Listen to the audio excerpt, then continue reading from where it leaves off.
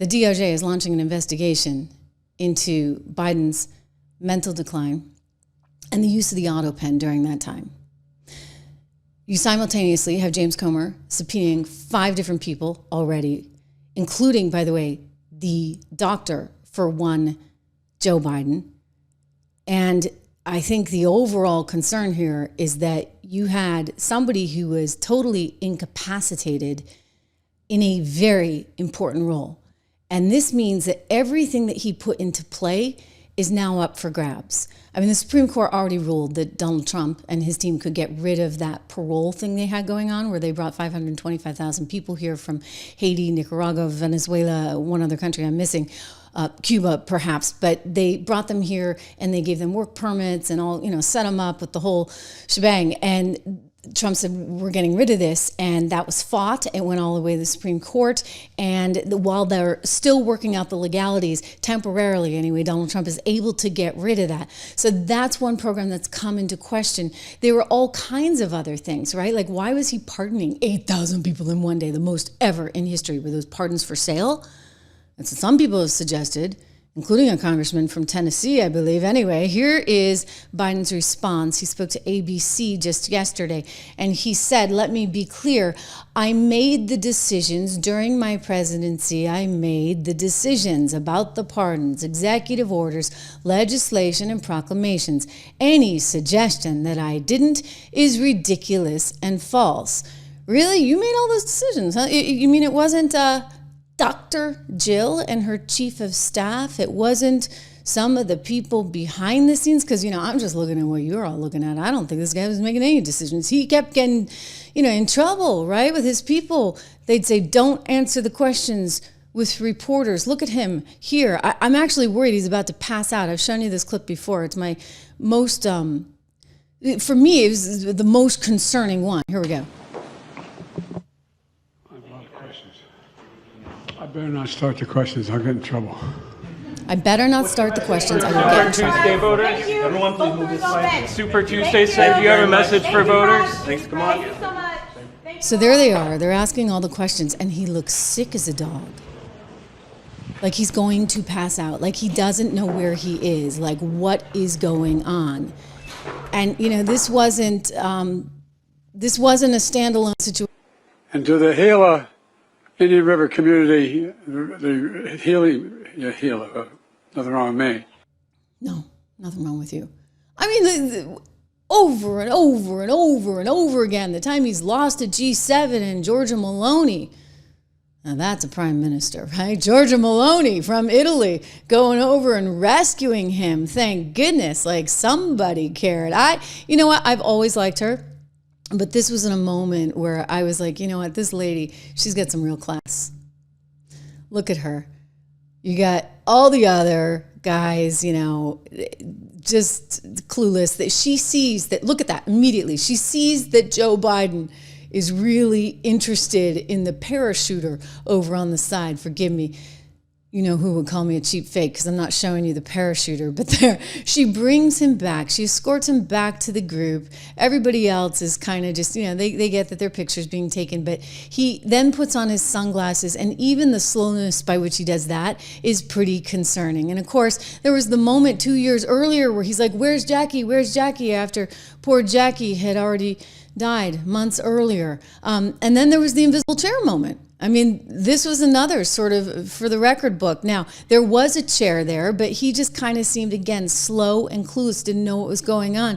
You follow that up with that horrific debate, and you kind of wonder, really and truly, who was in charge? Was this Dr. Jill calling all the shots? And I want to thank Joe, you did such a great job. You answered every question. You knew all the... And let me ask the crowd, what did Trump do? Lie! Yes. I mean, I actually think there's a lot of lying going on by the Biden administration, a whole lot of lying. And so this is why it's so critical right now that they get to the bottom of just exactly what went down. This is a really important moment. You have to know who was running the show. It's what we kept asking over and over and over again. I mean, what is going on? Who is in charge? And now I think people are freaking out because we're about to find out. We're going to find out, and you know what? We may not like the answer, but Americans have to know, right? Because the fears about the deep state, the fears about, you know, who was in charge, who was running the Autopen. Was it just a bunch of young staffers, or was somebody else, you know, doing things even for money? That's one of the things that keeps coming up. I think we deserve answers. You know what? America deserves it, and we're going to get it. And Donald Trump's not going to back away from that, guys. He's really not. The media, meanwhile, you know, they were asleep at the switch. And the funny story, of course, the funny story is that this Tapper guy is out there with the book. Total grifter. I mean, I actually think that this gives you special insight into how nasty the media business really is. I mean, this guy, he was out there trying to tell us we were crazy, right? For thinking that there might be anything at all wrong with one Joe Biden. Do you remember when he spoke with Lara Trump? Lara Trump and Jake Tapper, they really got into it. I mean, they really, really got into it because she was trying to say that the guy, Biden, had basically no faculties. And she was right. But he was not going to have it. I do have this, and I think it's worth seeing again.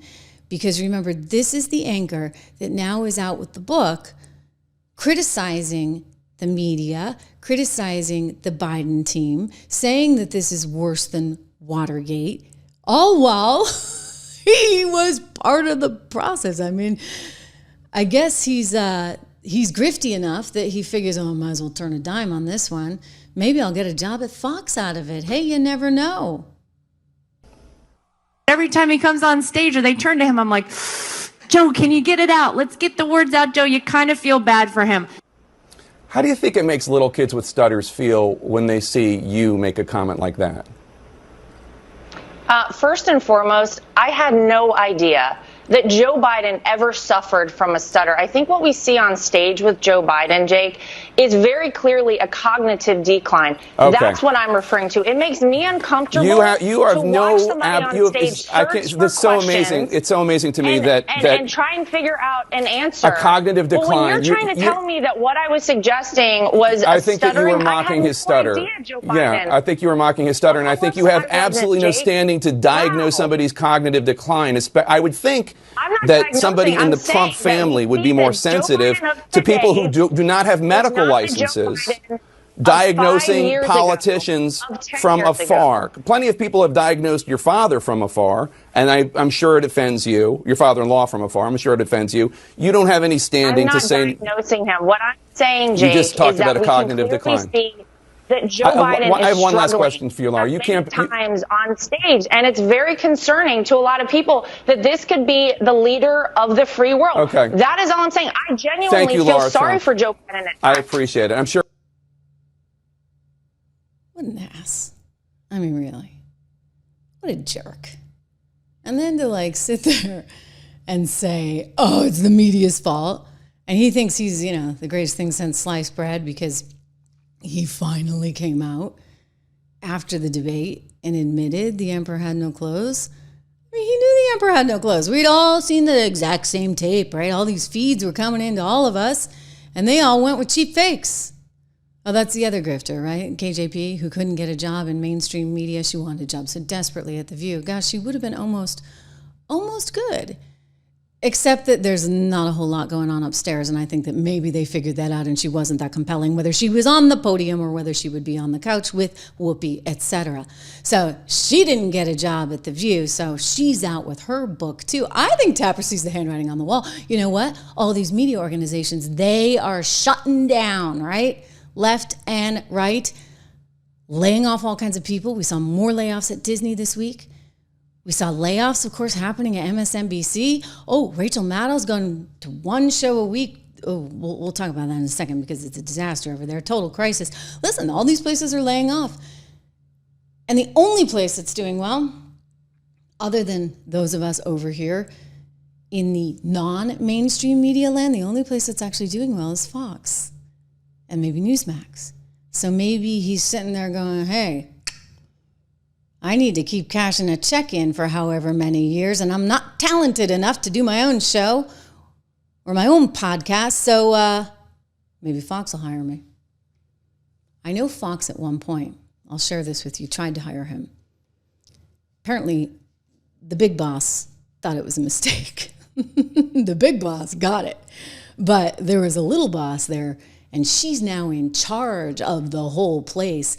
And she likes Jake Tapper. Because a lot of these media executives have no clue what makes a good anchor or good talent. And the one I'm talking about clearly has no clue if she thinks that Jake Tapper is going to save and help her network. Actually, she doesn't need saving right now. They're doing okay. Jake's the one that needs some saving. So I suspect Jake Tapper wrote this book for a reason, not just to cash in, but to start making appearances in conservative media so as he could land a job at Fox News. Brett Baer, watch out. Look, there's a method to this madness, guys. I kid you not. None of these people are all that altruistic.